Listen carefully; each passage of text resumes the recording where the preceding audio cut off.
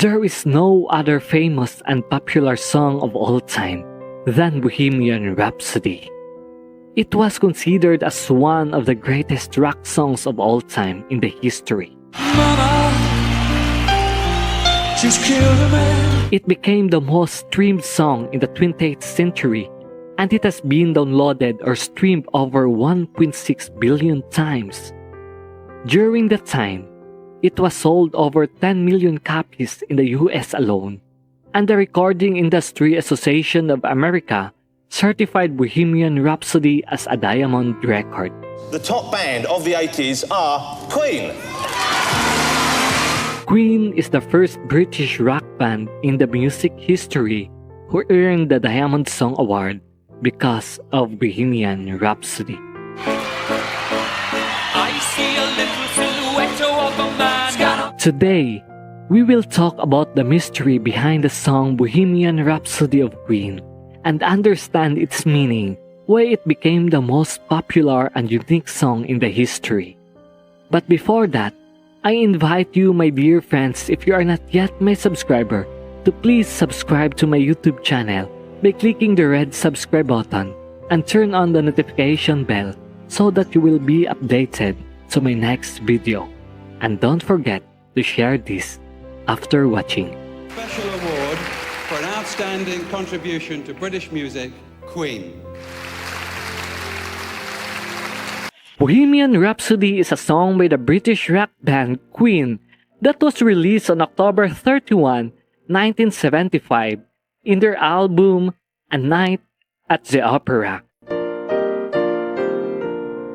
The whole song and musical arrangement was written by the Queen vocalist Freddie Mercury, where according to Chris Smith, a former keyboardist of a Smile band before they named it Queen, in the late 1960s, Freddie Mercury started out the ideas for the song and wrote it on the scraps of paper when he was a student at the Ealing Art College.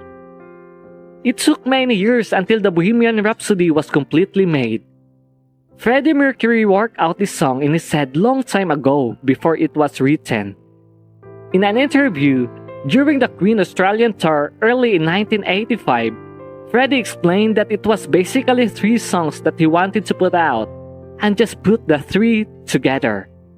According to Brian May, the Queen lead guitarist, Freddie first showed his Bohemian Rhapsody masterpiece to them on the early 70s and it called the Cowboy Song because of the line, "Mama just killed a man." Is this the real life? Is this just fantasy? Caught in a landslide, no escape from reality.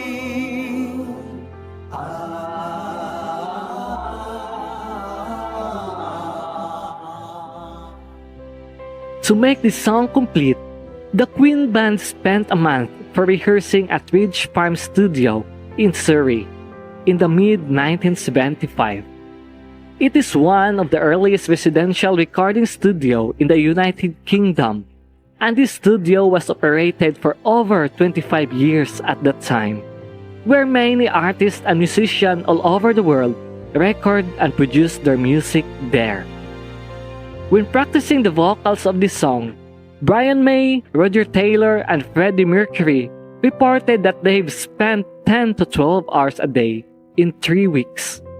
Now, what is the mystery behind this song? So you think you can stop me and spit in my eye? It is mysterious that the lyrics tells about Freddie himself.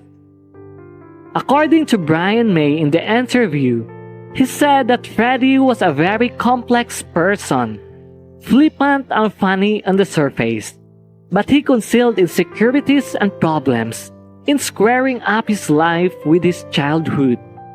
He never explained the lyrics, but Brian thinks that he put a lot of himself into that song. That's the point where we met Freddie, and it was really Freddie who said, "Look guys, give it one more shot." Another explanation said that it's not to do with Mercury's childhood, but his quality, because it was around this time that he was starting to come to terms of his bisexuality, and his relationship with Mary Austin was falling apart.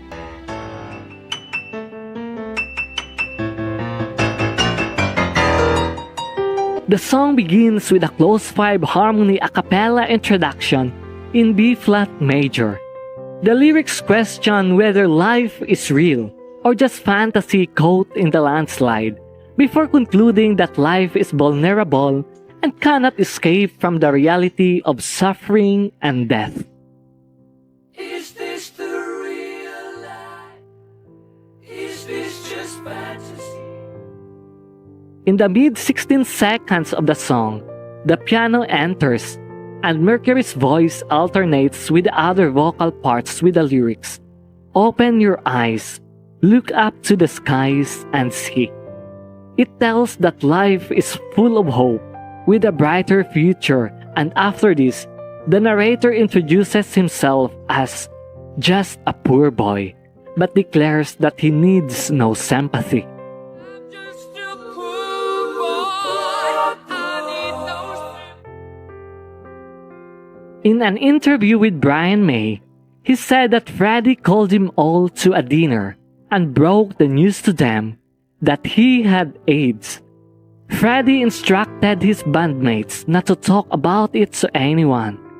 Brian, Roger, and Decon were distraught at the time when they heard this, but Freddie told them that's why he never told it before, because he couldn't bring himself to ask for their sympathy or pity. It seems that the lyrics projects Freddie about his life in the future. Another mystery of this song, because it goes beyond the box of music. Songs that is produced by many artists all over the world have their own style and sequence, but commonly, the lyrics are in line with the title. But Bohemian Rhapsody is the only song in 1970s that broke the rules of music. It has been affiliated to the genres of progressive rock, hard rock, and progressive pop. The song is highly unusual for a popular single in featuring no chorus, and it has a unique title that cannot be seen in the lyrics with combining disparate musical styles. The innovative song began with a famous a cappella intro before embracing everything from glam metal rock to opera. Bohemian Rhapsody really tells what music would be like because of its content inside. The instruments deliver great impact to the lyrics of the song, together with the vocals that fulfills the message of music because of its emotion. According to Bjorn Ulvaeus of ABBA, he said, "I was green with envy when I heard Bohemian Rhapsody. It was a piece of sheer originality that took rock and pop away from the normal path." All in all, Freddie Mercury really cooked the Bohemian Rhapsody with life. That's why it gives a taste to the one who listens to it. He is truly a professional writer, a musician, and most of all, a legend. By the way, we're just until here, my dear friends. I hope that you will share this video to your friends, and please don't forget to subscribe to my channel if you are not yet my subscriber. I just want to say thank you for viewing my videos and supporting my channel. I really appreciate all your love and support you have done to me. I enjoyed your engagement by reading your comments after I posted a new one. I just want to shout out Linda Blifert, Michelle Brobst, Sarah Thomas, Jolodib, Molly Beverly, and Mon Creek Creek. I also encourage you to support my live and premiere videos by engaging and sending super chats, super stickers, and super thanks. Because the more you do that to me, YouTube will help my channel grow in community, and it means so much to me. Thank you so much for your generosity and kindness. I will always treasure you all. Thank you so much again. May the presence and love of our Creator will be upon you and your family, and will shower you abundant blessings. This is Howell Ben. Shalom.